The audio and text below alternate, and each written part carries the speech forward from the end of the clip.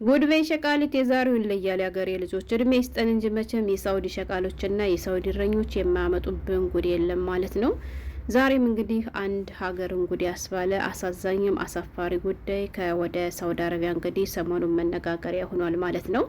በነገራችን ላይ እኔ ቪዲዮ ልሰራ የፈለግኩት የነሱ ጉዳይ አሳስቦኝ ወይም አስጨንቆኝ ሳይሆን እውነት መስሏችሁ እየተታለላችሁ ህይወታችሁን አደጋ ላይ እንዳጥሉ ለእናንተ ለጥንቃቄ ስለሚጠቅማችሁ ኮንትራት ቤት ለምትሰሩ እህቶች ነው ማለት ነው። በተለይ አዲስ ለምትመጡ እንዳትሸወዱ ይህን ቪዲዮ በደንብ ስሙት። እንግዲህ ውድ ቤተሰቦች በእርግጠኝነት ብዙዎቻችሁ ጉዳዩን ሰምታችሁ ሊሆን ይችላል። ላልሰማችሁ ደግሞ እኔ ወረኝቱታችሁ እንግዲህ ላሰማችሁ ከቦታው ተገኝቻለሁ ማለት ነው። እሱ ምንድነው መሰላችሁ? ይሄ በፎቶ ላይ የምታዩት ወንድማችን እንግዲህ የሚኖረው ያው በሳውዲ አረቢያ ነው። እሱ በውጭ ነው የሚሰራ ማለት ነው፣ ኮንትራት አይደለም። ከዚህ ጋር ደግሞ እንደምታዩት እንግዲህ ጓደኞቹ ጋር ነው ማለት ነው። እውነት ለመናገር በጣም ከባድ ነው ያገሬ ልጆች። እና እንግዲህ የወንድማችን ከዚህ ከምትመለከቷት እህታችን ጋራ ማለት ነው። እሷ መዳም ቤት ውስጥ ኮንትራት ነበረ የምትሰራው እና ያው እንግዲህ ኮንትራት የሚሰሩ ልጆች በተለይ አዲስ የሚመጡ ልጆች ማለት ነው በውጭ ያለውን የሚለቀለቅ ነገር ሲያዩ እውነት ይመስላቸውና እነሱ ወጥተው ያንን ህይወት ለመኖር በጣም ይጓጓሉ ማለት ነው። ነገር ግን ከብልጭ ልጩ በስተጀርባ በጣም ብዙ መጥፎ ነገር እንዳለ ብዙዎች አይረዱም። ወጥተው ካዩት በኋላ ነው ገባችሁ ለምን ወጣው ብለው የሚቆጩት ማለት ነው። እና እንግዲህ የመዳም ዋይፋይ ተመቸኝ ትልና ውድ ቤተሰቦች ከዚህ ከወንድማችን ጋራ ይችታችን በሚገባ እንግዲህ ጧት ማታ ብለው በጣም ይጀናጀናሉ ማለት ነው። ጅንጀነውም በቃ ደራ ማለት ነው። አንድ እሷ ከኮንትራት ቤት ለመውጣት ጉጉት አላት። ሁለት ደግሞ አይታችሁ ከሆነ አንዳንድ ባለየ ሴቶች ልክ ከሀገራቸው ወንድ አተው የተሰደዱ ይመስል በስደት ዓለም ላይ ወንዶችን ማሳደድ የሚፈልጉ ብዙ አላማ የሌላቸው ሴቶች አሉ ማለት ነው። እና እንግዲህ እሷ ወንድ አታ ሳይሆን ብር ቸግሯት ነበር የተሰደደችው። ነገር ግን ያን የብር ችግሯን ገደል ሰደደችና ወንዱን አስቀደመች ማለት ነው። ከዛም ከኮንትራት ቤት አስጠፋኝ አለችው ማለት ነው። ያው እሱም እንግዲህ ፍቅር ስለያዘው እሷን እንደምንም ብሎ ተሳካለትና ከኮንትራት ቤት አስጠፋት ማለት ነው ያገሬ ልጆች። ልጅቷ እንግዲህ ከኮንትራት ቤት ከመጥፋቷ በፊት ከልጅየው ጋር ስታወራ ከዛ በፊት ምንም አይነት ትዳር መስረታ እንደማታውቅ ወይም ደግሞ ምንም አይነት ከወንድ ጋር ግንኙነት አድርጋ እንደማታውቅ ተነግረዋለች ማለት ነው። ያኔ ድንግል ነኝ ትለዋለች ማለት ነው። ከዛ እንግዲህ እንደምታዩት እሱም ሊበለው ሊያልፍለት ማለት ነው። ድንግሏን ሊበላ ያው ሳክቶ ስለነበረ ከኮንትራት ቤት እንዳስጠፋት እንግዲህ የኒካ ፕሮግራም ያድርግና አቀባበል ያደርግላታል ማለት ነው ያገሬ ልጆች። እና ያነ የኒካ ፕሮግራም እንደምታዩት ከዚህ ላይ ማለት ነው ጓደኞቹም አጅበውት ያው ቤት ባፈረው ባእሙ ሆነ ማለት ነው። ከዛ እንግዲህ መምሸት አይቀርም። እኔ እንጃ በቀን ይሁን በማታ ያለ ነገሩ ይሄን ነገር አላቅም የተደረገበትን ማለት ነው።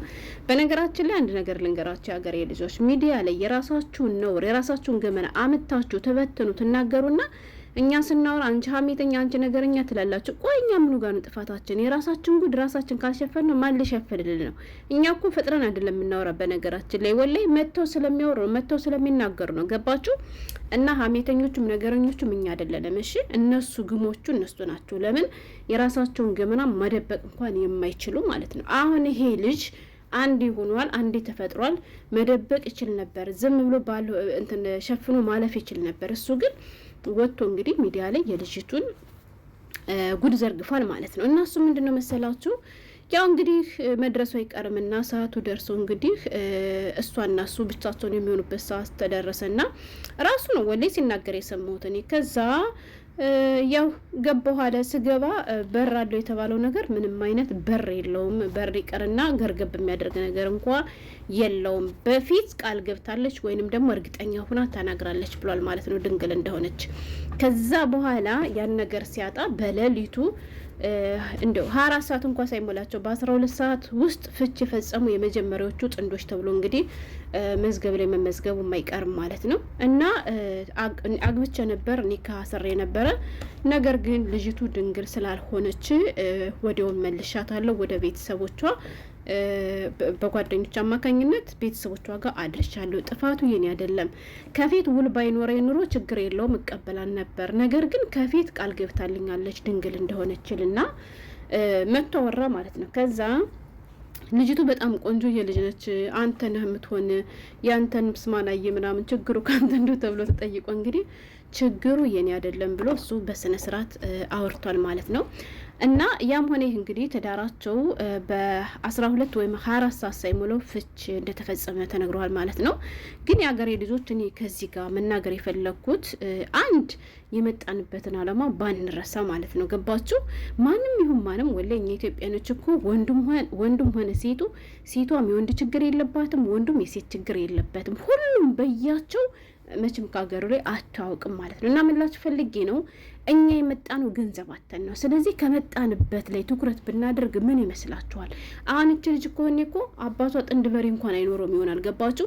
የአባቷ ቤት የሚያፈስ ቤት ይሆናል ማለት ነው። እና ምን ችግር አለው? ወጣችሁ ወንድ ላይ ከምትንጠለጠሉት ይልቅ ሰርታችሁ መጀመሪያ ችግራችሁን ለመቅረፍ ብትሮጡ አንድ ይሄ ነው። ሁለት ደግሞ ኮንትራት ቤት እየሰራችሁ ያለ የማታውቁትን ወንድ አምናችሁ ተጀናጅናችሁ የምትወጡ እህቶች ማለት ነው። እሱ ቀላል ነው። ይሄ ልጁ እንደውም ጥሩ ልጅ ነው። ገባችሁ? ብዙ ወንዶች እኮ ብዙ ነገር ሲያደርጓቸው እኮ እናያለን። እንደውም እሱ ይደረጋል። ይሄ እኔ ሀዲስ ላይ ምናምን ሁሉ ሰምቼ አውቃለሁ። አንዲት ሴት ድንግል ነኝ ብላ ድንግል ካልሆነች የተሰጣትን መር ሁሉ መልሳ ወደ ቤተሰቦቿ እንደምትመለስ ይሄ ነገር እንደሚቻል ሰምቼ አውቃለሁ። እና እሱ ምንም ጥፋት የለበትም፣ ራሷ ናት ጥፋተኛዋ ማለት ነው። አንድ ሴቶች አትዋሹ፣ ሀቁን ነገር ተናገሩ። ገባችሁ? ልክ ዝም ብሎ ደብስብስ ተደርጎ የሚታለፍ ነገር አድርጋችሁት ያልሆናችሁን ሆነ ብላችሁ አታውሩ። አንድ ይሄ ነው። ሁለት ግን እንዲሁ ከኮንትራት ቤት ባጠፉ። በተለይ ደግሞ የማታውቁትን ወንድና የሴት ጓደኛ ምናችሁ ከኮንትራት ቤት ለመጠፉቶች ሰሞኑን የሰሙትን አንድ ነገር ላካፍላችሁ። አንዲት እህቴ ከአረብ ሀገር ወደ አረብ ሀገር ከመጣሁ ገና 6 ወሬ ነው አለች ማለት ነው። እና በመጣሁ በ6 ወሬ አንዲት ጠፍታ የምትሰራ ጓደኛ አለችኝ። እኔ እኮ ጠፍቼ እየሰራው ነው በአንድ አመት ቤት የሰራው ቦታ እየገዛው። ስለዚህ አንቺ ኮንትራት ቤት ሆነሽ መቼም አያልፍልሽም እና ለምን ከኮንትራት ቤት አትወጭም እያለች ትጨቀጭቀኛለች። ከዚያንም ገና በመጣሁ በ6 ወሬ ይሻልኩኝና የሚያስጠፋ ሰውዬ ላከችልኝና እኔም ልጠፋ ተዘጋጀዋለች። ሰውየውን መጣ። ሰውየውና እኔ እንደተገናኘን ስታውቅ እሷ ስልኳን አጠፋችብኛለች ማለት ነው። ከዛ ሰውየውም ወደ መኖሪያ ቤቱ ከመውሰዱ በፊት እኔ እንደፈረኛለች ማለት ነው። ከዛ ከደፈረኝ በኋላ ቅስሜ ተሰብሮ ወደ ሆነ ቦታ ይዞ ይሄደ። ከወሰደኝም በኋላ ስንወርድ ቤት ውስጥ ስንገባ የሆነ አንድ ክፍል ቤት ውስጥ በጣም ብዙ ሴቶች ተጠራቅመዋል። እኔ በጣም እያለቀስኩ ነበርና ምን ሆነሽ ነው ምናምን ሲሉኝ ነገርኳቸው። ሰውየው እንደዚህ አድርጎኝ ነው ምናምን ስላቸው ሁላችንም ጋር የደረሰ ነው፣ ከአንቺ ጋር የደረሰው አዲስ ነገር አይደለም። ለምን መጣሽ? ሲጀመር ምን ፈርዶብሽ ወጣሽ? ብለው እነሱም አሉኝ። አሁን ይኸው ከኮንትራት ቤት ከጠፋው ቀን ጀምሮም ስራም አልገባውም። እሷም ስልኳን አጥፍታ የገዛ ጓደኛ እንደዚህ አድርጋ ለባዳ ወንድ ሸጠችኝና ከኮንትራት ቤት እንዳጠፉ ባካችሁን እርዱኝ፣ እኔ ከዚህ ቤት መውጣት ፈልጋለሁ። ኢንተርኔትም አሁን በሶፍ ጠቅሜ ነው ይሄን ቪዲዮም እየሰራ ያለሁት ምናምን ብላ ከካሜራ ጀርባ ሆና ያስተላለፈችውን መልእክት ሰምቼ ነበር። እና ምላችሁ ነው መጥፋት እንኳ ካለባችሁ የራሳችሁ የስጋ ዘመድ ገባችሁ፣ የራሳችሁ የስጋ ዘመድ ካልሆነ ጓደኛ ምናችሁ ወንድ አምናችሁ ወንድ ደግሞ መጀናጀናችሁ ካልቀረ አባጣም ይሁን ጎረባጣም ይሁን ድሃም ይሁን ምንም የሰፈራችሁ ልጅ ተጀናጀኑ። ወላሂ ከምሬ ነው የምላችሁ። የምታውቁትን ገባችሁ። ሀታ እናንተ እንኳን በአካል ባትተዋወቁ የአንድ ሰፈር ልጅ ከሆናችሁ ቤተሰብ ከቤተሰብ የሚተዋወቅ እነሱን ተጀናጀኑ። ቆቦና ደጋ የሆነ ነገር እየተጀናጀናችሁ ነገ እንኳን ልጅ ብትወልዱ ብትለያዩ ስንት ሰዎች አሉ።